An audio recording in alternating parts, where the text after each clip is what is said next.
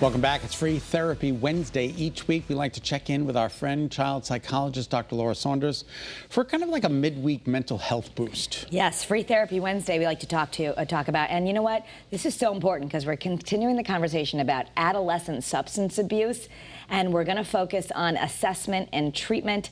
Thank you for joining us, Dr. Saunders. And I know you talked to us last week just about cannabis and pot smoking use in general. Now we're going to take even a little bit more that next phase. So thanks for being with us.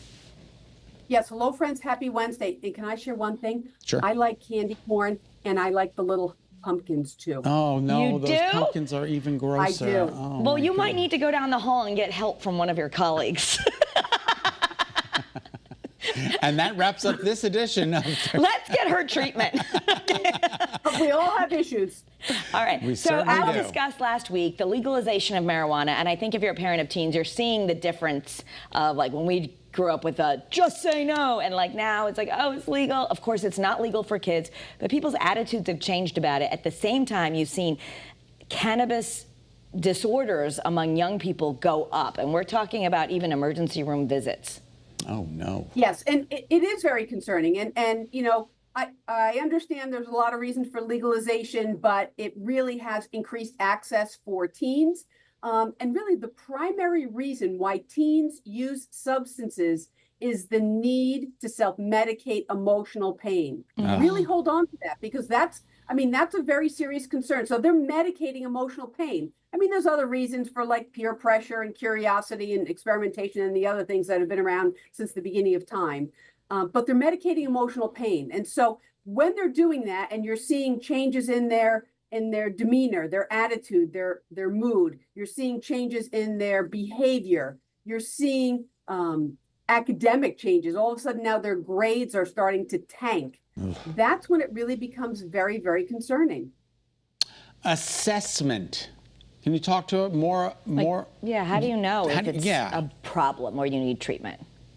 So there are different online measures. There's over-the-counter drug tests. If you can kind of back your teen into a corner and make them take one of those tests.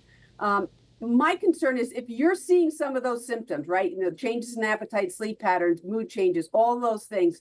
I really want you to get your teen to a professional, because there are, self-report measures, but there are better measures that professionals can help you with. And, you can always start with your pediatrician, right? They're a great resource to start with. So but do we when tell you're them- seeing some of those changes, get them to a professional. So let's say you're going to go to the pediatrician. How do we go about that? Do you first privately as the parent say, I'm really concerned that my child might be smoking cannabis or using it, I'm seeing all these changes? You have that question privately before, or how do you handle that?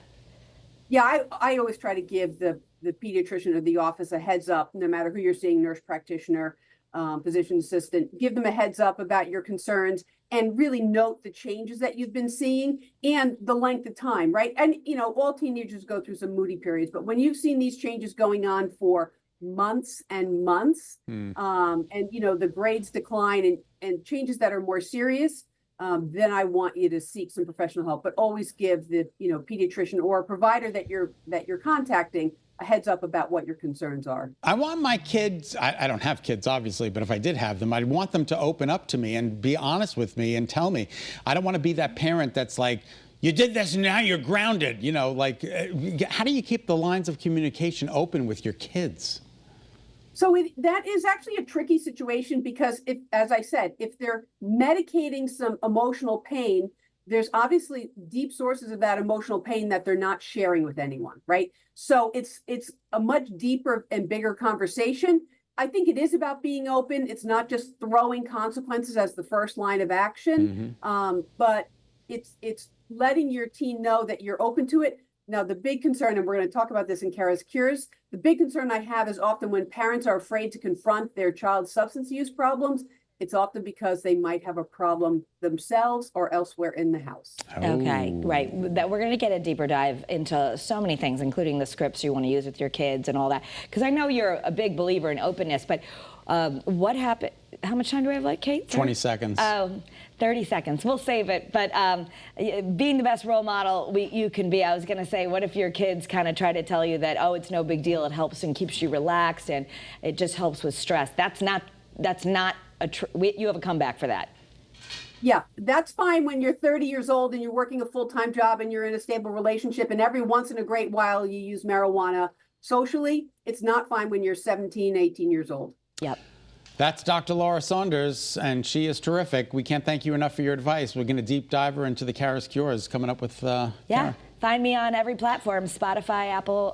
You can download the podcast. Dr. Saunders is a frequent guest, and we're going to help you with your kids of all ages. So See you soon, Doc. Have a great day. thanks.